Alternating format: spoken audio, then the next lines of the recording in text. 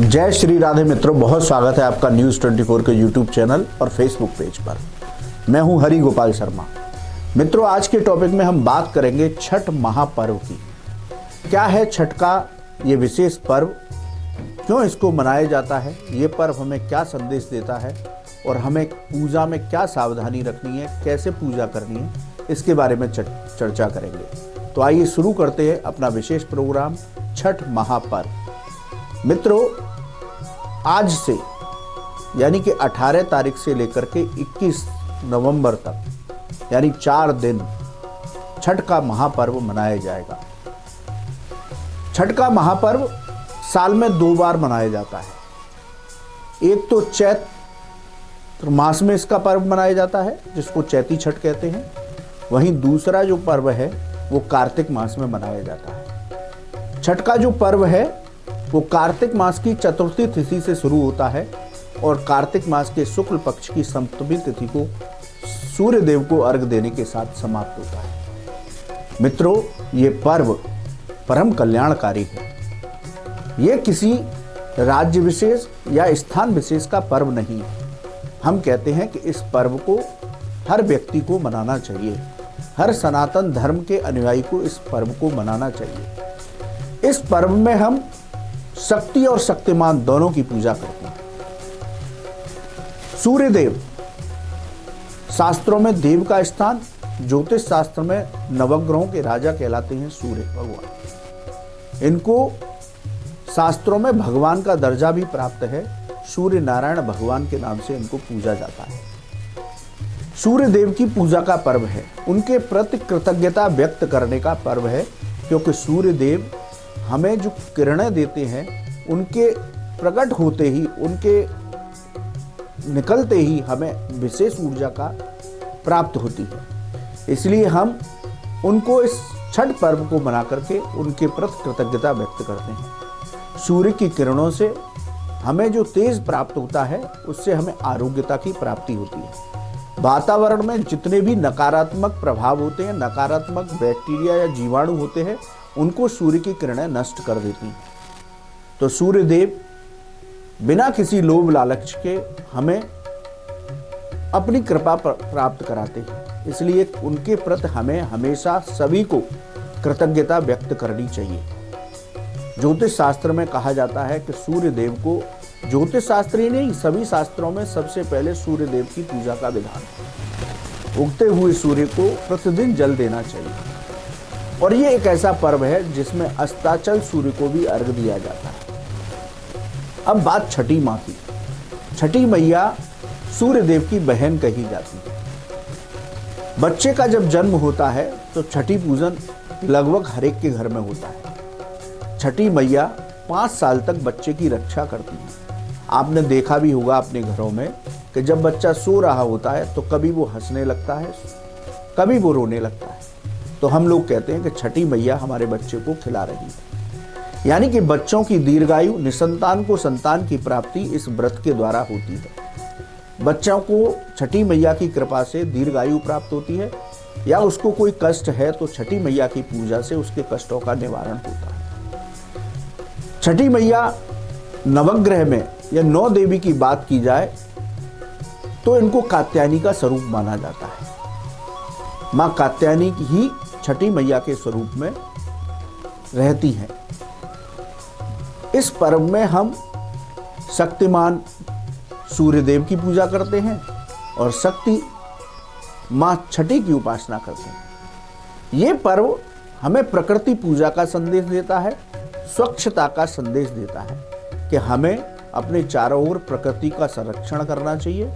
साथ ही अपने आसपास के तालाब, कुंड, जलाशय, यमुना, गंगा और घर स्थान को पूरी तरह स्वच्छ रखना चाहिए। ये पर्व हमें स्वच्छता का संदेश देता है। अब इस व्रत के पुराणों के अनुसार ये व्रत भगवान कृष्ण के कहने पर द्रौपदी ने भी किया था। जब पांडवों का राजपाट चला गया तब द्रौपदी ने भगवान कृष्ण से इस कष्ट के निवारण के लिए प्रार्थना की।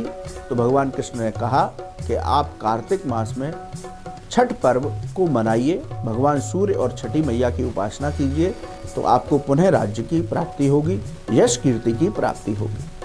तो द्रौपदी ने इस व्रत को किया। दीपावली के दिन भगवान राम का राज्याभिषेक, भगवान राम लौटे थे तो दीपोत्सव पर्व मनाया गया कार्तिक मास की अमावस्या को।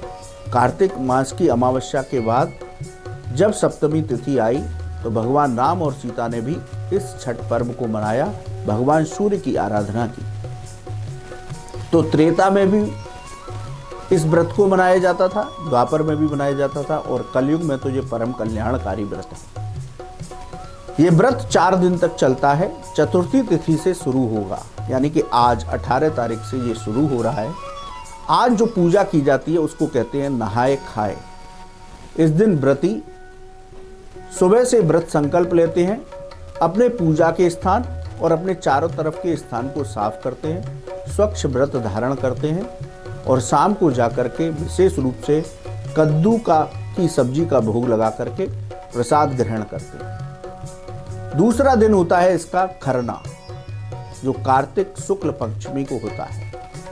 खरना में व्रती निर्जला व्रत शुरू करते हैं और शाम के समय चावल से बनी खीर, गुड़ से बनी खीर या गन्ने के रस से बनी खीर का भोग लगा करके व्रत धारण करते हैं और व्रत की सामग्री जो पूजा प्रसाद होता है उसको तैयार करते हैं।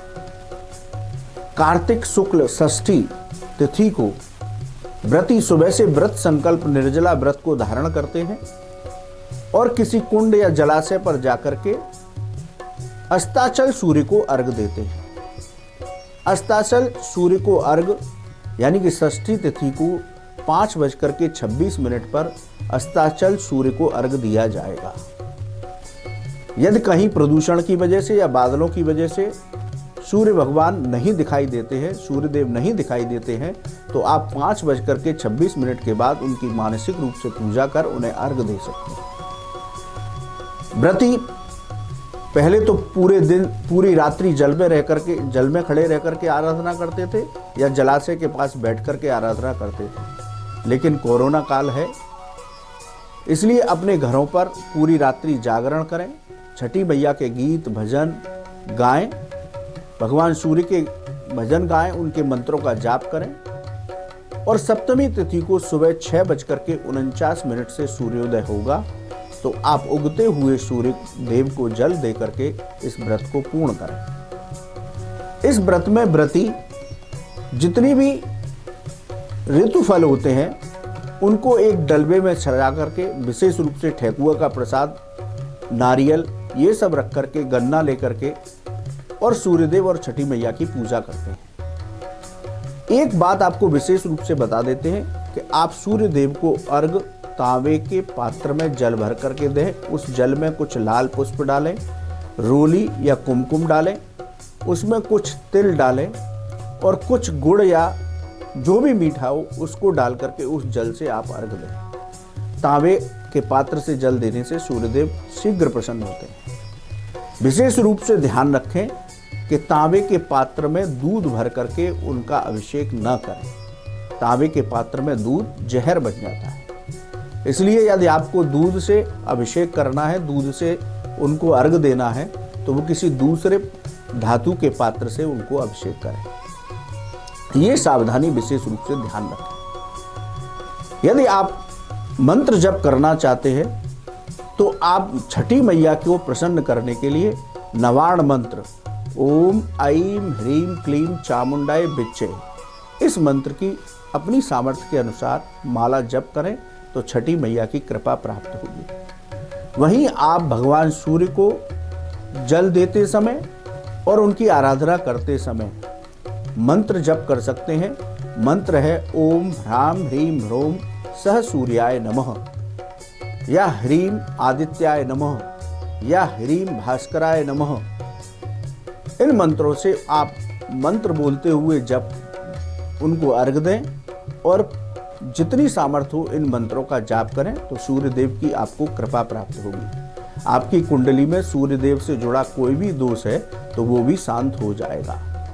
तो छठ का जो पर्व है उसे महापर्व कहा जाता है। बहुत कड़ा व्रत है, निर्जला व्रत रह करके व्रती माँ छठी की आराधना करते हैं, सूर्य देव की आराधना करते हैं। माँ छठी की कृपा से सुख, शांति और समृद्धि का वास होता है। सूर्य देव की कृपा से आरोग्यता प्राप्त होती है। तो आप सभी पर छठी मैया की कृपा बनी रहे, भगवान सूर्य की कृपा बनी रहे, यही हमारी कामना है। जय श्री राधे। नमस्कार, मैं हूं मानक गुप्ता। अगर आपको हमारा ये वीडियो पसंद आया हो तो इसे लाइक और शेयर जरूर करें, और हां, हमें सब्सक्राइब और फॉलो करना ना भूलें ताकि आप देश और दुनिया की कोई खबर मिस ना करें। तो जुड़े रहिए हमारे साथ और देखते रहिए न्यूज़ 24।